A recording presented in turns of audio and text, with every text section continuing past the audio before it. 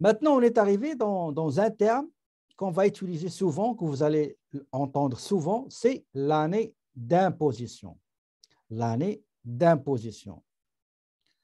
L'autre fois, je vous avais dit que plusieurs personnes croient que l'année d'imposition pour une personne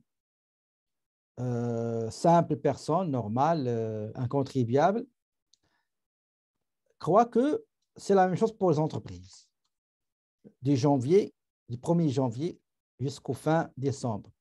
Alors que c'est faux. Les personnes, les particuliers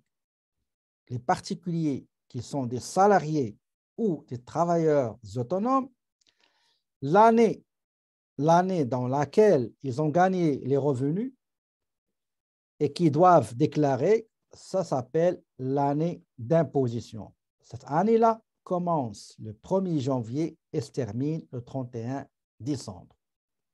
L'année d'imposition correspond à l'année civile, durant laquelle le particulier a gagné les revenus, qu'ils soient des revenus d'emploi, revenus financiers, revenus d'entreprise ou autres revenus. Par exemple, du 1er janvier 2020 jusqu'au 31 2020, pardon, 1er janvier 2021 jusqu'au 31 décembre 2021, tous les revenus que j'ai gagnés, je dois les déclarer en 2022. Et j'ai 4 mois pour les déclarer. J'ai janvier 2022, février 2022, mars 2022 et avril 2020. Date limite, c'est le 30 avril 2022. Année d'imposition, c'est A. On va appeler ça A. L'année A, qui est l'année d'imposition, c'est l'année dans laquelle vous avez gagné vos revenus. Et vous avez 4 mois dans l'année A plus 1, janvier A plus 1, février A plus 1, mars A plus 1, avril A plus 1 pour les déclarer. Maintenant, pour les entreprises. Les entreprises, l'année, ou bien on appelle ça l'exercice financier, il est constitué par 12 mois. Pas forcément le 1er janvier. Si vous avez créé votre entreprise le 5 mars, eh ben, la fin, après 12 mois, la fin de l'exercice sera 28 février ou bien 29 février selon le calendrier. D'accord? Donc, c'est 12 mois. Si vous avez créé votre entreprise le 20 mai, on va compter le 1er janvier comme début exercice. L'Agence Revenu Canada, il vous donne une tolérance de 2 semaines. Donc, 1er janvier jusqu'au 31 mai. Ça, c'est l'exercice financier. L'année d'imposition de particulier, c'est l'année civile qui commence en janvier et se termine en décembre. OK?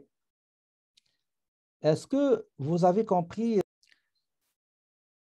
Pour ce qui est la production des déclarations, produire une déclaration, ça veut dire vous allez préparer votre déclaration et vous allez la transmettre ou la soumettre à Revenu Québec, ici pour l'Agence Revenu Canada, les gens qui habitent ici au Québec, ou bien pour les autres provinces, ben, ils ont le fédéral. La date limite pour produire une déclaration, c'est le 30 avril. C'est le 30 avril. Et si vous êtes un travailleur autonome, vous avez jusqu'au 15 juin. Exemple, nous sommes le 3 août 2021. L'année d'imposition 2021 va se terminer le 31 décembre. J'ai 4 mois pour produire, envoyer, soumettre, transmettre ma déclaration. J'ai janvier, février, mars, avril. Mais généralement, les gens commencent à faire leur déclaration fin février ou début mars. Pourquoi? Pourquoi à votre avis? Pourquoi les gens ne font pas les déclarations en janvier, février? Pourquoi à votre avis? Donc, je répète encore une autre fois, la date limite pour faire une déclaration, c'est le 30 avril. Déclaration et paiement. Déclaration et paiement, si vous avez des sommes dues à payer. Pour le travailleur autonome, il a une exception. Il a jusqu'au 15 juin pour soumettre, envoyer sa déclaration, mais s'il a une somme à payer, il faut la payer au plus tard le 30 avril. Je répète, le travailleur autonome, il a jusqu'au 30 avril pour, la date limite, c'est le 30 avril pour envoyer sa déclaration. Il a jusqu'au 15 juin pour envoyer sa déclaration, lui et sa femme.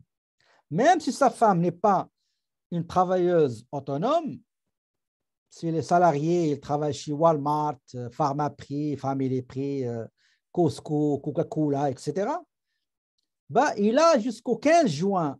Pourquoi? Parce que son mari, il est travailleur autonome.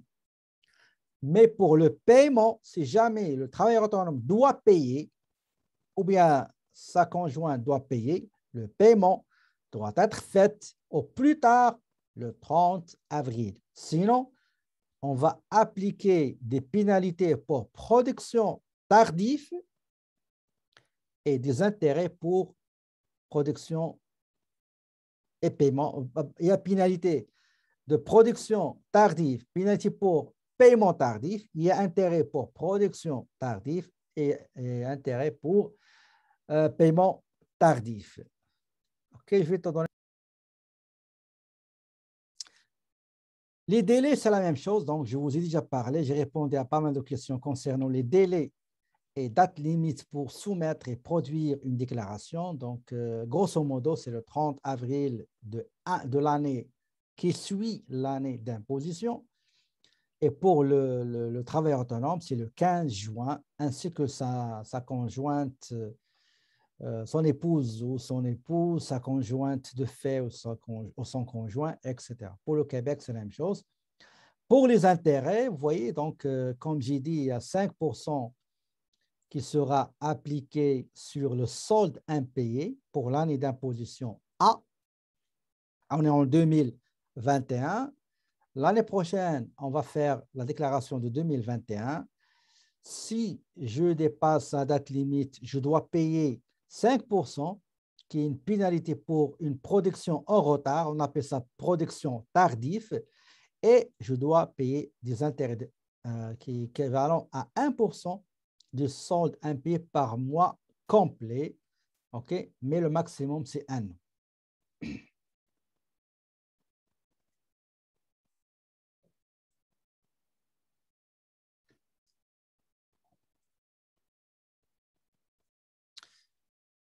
Donc, voilà, le Québec, c'est la même chose. Donc, ça, vous allez le lire après. Voilà, les avis de cotisation. Qu'est-ce que ça veut dire, les avis de cotisation?